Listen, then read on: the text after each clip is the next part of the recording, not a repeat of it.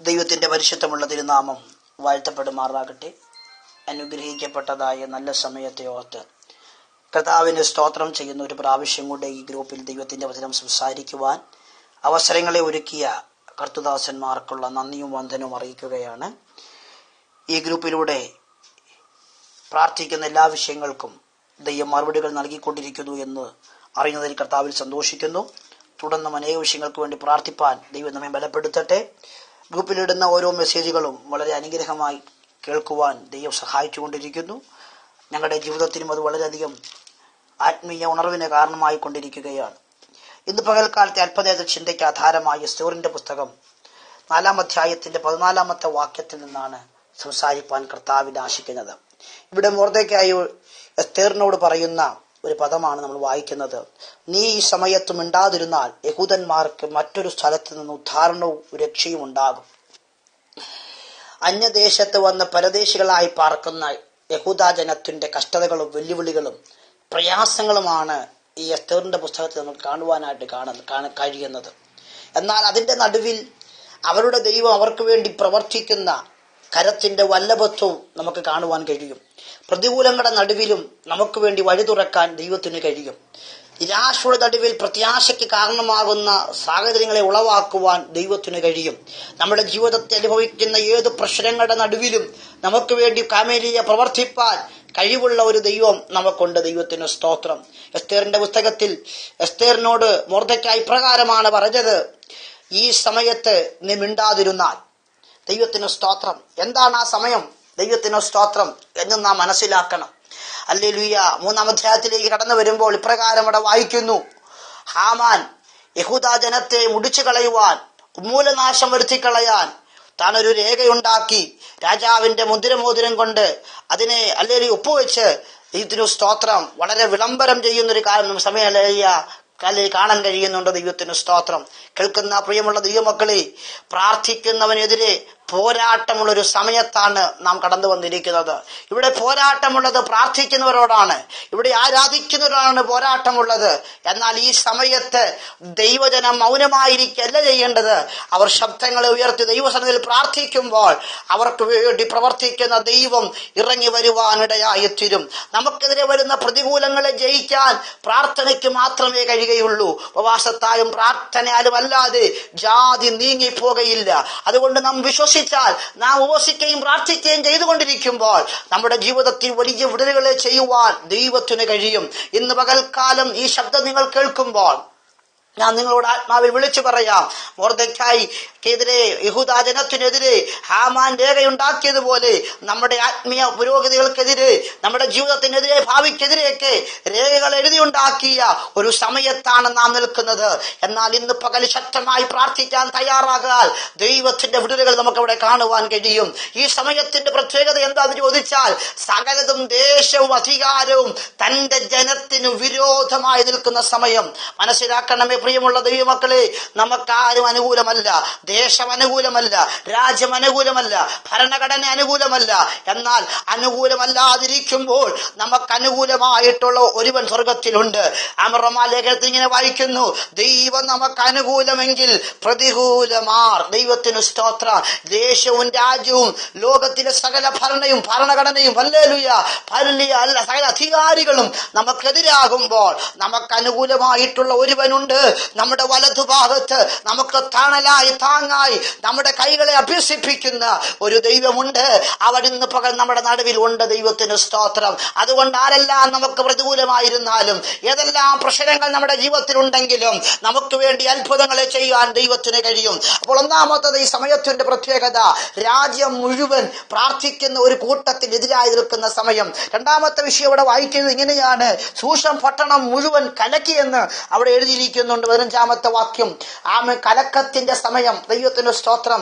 ജലഹൃദയങ്ങളെ കലക്കമുണ്ടാക്കുന്ന, ആശങ്കയുണ്ടാക്കുന്ന, നിരാശയുണ്ടാക്കുന്ന, വേദനയുണ്ടാക്കുന്ന ആ ഒരു സമയത്താണ് കടന്നു വന്നിരിക്കുന്നത്. നമുക്കറിയാം, ഇന്ന് ലോകത്തിലേക്ക് നോക്കിക്കഴിയുകയാണെങ്കിൽ അനേക ഹൃദയങ്ങളിൽ ആശങ്കയാണ്, അനേക ഹൃദയങ്ങളിൽ വെപ്രാളമാണ്. എന്തു സംഭവിക്കുന്നു എന്നറിയാൻ കഴിയാതെ, അടുത്തതെന്താകും, അടുത്തതെന്തു സംഭവിക്കുമെന്നറിയാതെ ഹൃദയങ്ങൾ കലങ്ങിക്കൊണ്ട് കേട്ടുകൊണ്ടിരിക്കുന്ന വിഷയമാണ്. എന്നാൽ യോഹന്നാന്റെ സുവിശേഷത്തിൽ കർത്താവ് ഇപ്രകാരം പറഞ്ഞു, നിങ്ങളുടെ ഹൃദയം കലങ്ങി പോകരുത്, ദൈവത്തിൽ വിശ്വസിപ്പീൻ, എന്നിലും വിശ്വസിപ്പീൻ. ലോകത്തിലുള്ള സകല മനുഷ്യരുടെ ഹൃദയങ്ങൾ അവരുടെ ഭാവി ഓർത്ത് കലങ്ങുമ്പോൾ പ്രാർത്ഥിക്കുന്ന ഭക്തന്റെ ഹൃദയം കലങ്ങേണ്ട ആവശ്യമില്ല. കാരണം കർത്താവ് നമ്മോട് പറഞ്ഞിട്ടുണ്ട്, നിങ്ങളുടെ ഹൃദയം കലങ്ങി പോകരുത്, ദൈവത്തിൽ വിശ്വസിപ്പീൻ. ശ്രമിക്കുന്നത് ദൈവത്തെ കലക്കാനാണ്. ലോകത്തിലെ സകല അന്ധകാര ശക്തികളും സകല ദുഷ്ടശക്തികളും തിന്മയുടെ വ്യാപാരങ്ങളും തന്റെ ജനത്തെ അവരുടെ ഹൃദയങ്ങളെ കലക്കിക്കളയാൻ, അവരുടെ ഹൃദയങ്ങളെ ഇടിച്ചു കളയാൻ ശ്രമിക്കുമ്പോൾ ദൈവജനത്തോട് ദൈവം ഇന്ന് പകൽക്കാലം വിളിച്ചു പറയുന്നു, നിങ്ങളുടെ ഹൃദയം കലങ്ങി പോകരുത്, ദൈവത്തിൽ വിശ്വസിപ്പീൻ. നമ്മുടെ വിശ്വാസത്തെ തകർത്തു കളയുവാൻ, നമ്മുടെ പ്രാർത്ഥനയെ തകർത്തു കളയുവാൻ ലോകം ഒരുപോലെ എഴുന്നേറ്റ് വരുമ്പോൾ നമുക്ക് വിശ്വാസം ഉണ്ടായിരിക്കണം. നമ്മുടെ ദൈവം നമുക്ക് വേണ്ടി വഴികളെ തുറക്കും. 4-ാം അധ്യായത്തിലേക്ക് കടന്നു വരുമ്പോൾ അവിടെ മൊർദെഖായി ഹല്ലേലൂയ ഉച്ചത്തിൽ നിലവിളിച്ചു എന്ന് കാണുന്നു. മൊർദെഖായി ഉച്ചത്തിൽ നിലവിളിച്ച സമയം, പ്രൈസ് ദി ലോർഡ്, നിലവിളിക്കുന്ന ഒരു സമയത്താണ് നാം എത്തി നിൽക്കുന്നത്. യെശയ്യാ പ്രവാചക പുസ്തകത്തിൽ എഴുതിയിരിക്കുന്നു, ഉറക്കം നിലവിളിക്ക, അടങ്ങിയിരിക്കരുത്, നിന്റെ ശബ്ദം കാഹളം പോലെ ഉയർത്തി. ഈ സമയത്തിന്റെ പ്രത്യേകത എന്താണെന്നറിയാമോ? നമ്മുടെ ശബ്ദം ഉയർത്തി നിലവിളിക്കേണ്ടുന്ന സമയമാണ്, മൗനമായിരിക്കേണ്ടുന്ന സമയമല്ല. ഉണർന്നു പ്രാർത്ഥിക്കേണ്ടുന്ന, കരഞ്ഞു നിലവിളിക്കേണ്ടുന്ന ഒരു സമയമാണ്. ദൈവത്തിന് സ്തോത്രം. കാഹളം പോലെ നമ്മുടെ ശബ്ദം ഉയർത്തി നാം ദൈവത്തോട് നിലവിളിക്കുമ്പോ ആകാശം ചായച്ചിറങ്ങി വരുന്ന ദൈവം തന്റെ ഭക്തന്മാരുടെ നിലവിളിയുടെ മുൻപിൽ ഇറങ്ങി വന്ന് അവർക്ക് വേണ്ടി അത്ഭുതങ്ങൾ പ്രവർത്തിക്കും. മൊർദെഖായിയുടെ ഉച്ചത്തിൽ നിലവിളിക്കുകയാണ്. ഈ പ്രതിസന്ധി ഞാൻ എങ്ങനെ മറുതിരിക്കും, ഈ പ്രതിസന്ധി ഞാൻ എങ്ങനെ ജയിക്കുമെന്നോർത്ത് മൊർദെഖായി നിലവിളിക്കുമ്പോൾ ദൈവം മൊർദെഖായിക്ക് കൊടുത്ത ഒരു നിർദ്ദേശമാണ്. എസ്തേറുമായി സംസാരിക്കുന്ന ഭാഗം നമ്മൾ വായിച്ചത്. ദൈവത്തിന് സ്തോത്രം. ഇനി എസ്തേറുമായിട്ട് സംസാരിക്കുമ്പോൾ എസ്തേറിനോട് മൊർദെഖായി ഇപ്രകാരമാണ് പറയുന്നത്, ഈ സമയത്ത് മിണ്ടാതിരിക്കരുത്. ആമേൻ. ദൈവത്തിന് സ്തോത്രം. അഥവാ നീ മിണ്ടാതിരുന്നാൽ യഹൂദന് മറ്റെവിടുന്നെങ്കിലും രക്ഷയുടെ വഴികൾ ദൈവം തുറക്കും. പ്രിയമുള്ളവർ, എല്ലാ വഴിയും അടഞ്ഞെന്ന് ചിന്തിക്കരുത്. സകല വഴിയും അടയുമ്പോൾ ഒരു പുതിയ വഴി കർത്താവ് നമുക്ക് വേണ്ടി തുറക്കും. സകലതും പ്രതികൂലമാകുമ്പോൾ നമുക്ക് വേണ്ടി പുതിയത് ചെയ്യാൻ ദൈവത്തിന് കഴിയും. പ്രാർത്ഥിക്കുന്ന, ഉപവസിക്കുന്ന, കരയുന്ന തന്റെ മക്കളുടെ വഴി അടയ്ക്കാൻ ലോകത്തിലെ ഒരു ശക്തിക്കും കഴിയത്തില്ല, ലോകത്തിലെ ഒരു അന്ധകാരത്തിനും കഴിയത്തില്ല. ആകയാൽ ഇന്ന് പകൽ വചനം കേട്ടുകൊണ്ടിരിക്കുമ്പോൾ സകല വഴിയും അടഞ്ഞല്ലോ, ഇനി ഞാൻ എന്തു ചെയ്യും, ഞാൻ എങ്ങനെ മുന്നോട്ട് പോകും എന്നോർത്ത് ഭാരപ്പെടുന്ന ആരെങ്കിലും എന്നെ കേൾക്കുന്നെങ്കിൽ ഞാൻ ഇന്ന് പകൽക്കാലം നിങ്ങളോട് ആത്മാവിൽ വിളിച്ചു പറയുന്നു, നിങ്ങൾ ഭാരപ്പെടേണ്ട.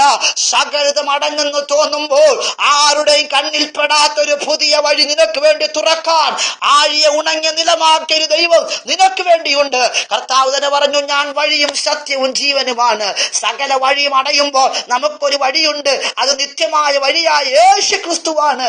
അവൻ നമ്മുടെ രക്ഷയും ഉദ്ധാരണവും അവന്റെ പക്കലുണ്ട്. ദൈവത്തിന് സ്തോത്ര. ഈ സമയത്ത് എന്താണ് നാം ചെയ്യേണ്ടത്? എന്താണ് ദൈവത്തിന് സ്തോത്ര എസ്തേർ ഈ സമയത്ത് ചെയ്തത് നമുക്കറിയാം. രാജാവിനെ വിരുന്ന് വിളിച്ചു. അതുകൊണ്ട് തന്നെ അവൾ ഉപവസിക്കാനും പ്രാർത്ഥിക്കാനും തുടങ്ങി. എസ്തേർ ഇങ്ങനെയാണ് പറഞ്ഞത്, ഞാൻ എന്റെ തോഴ്മക്കാരും കൂടെ അകത്ത് വസിക്കും, നീയും നിന്റെ ആളുകളും പുറത്ത് വസിക്കണം, അകത്തും പുറത്തും ഒരുപോലെ ഉപവാസം. Praise the Lord.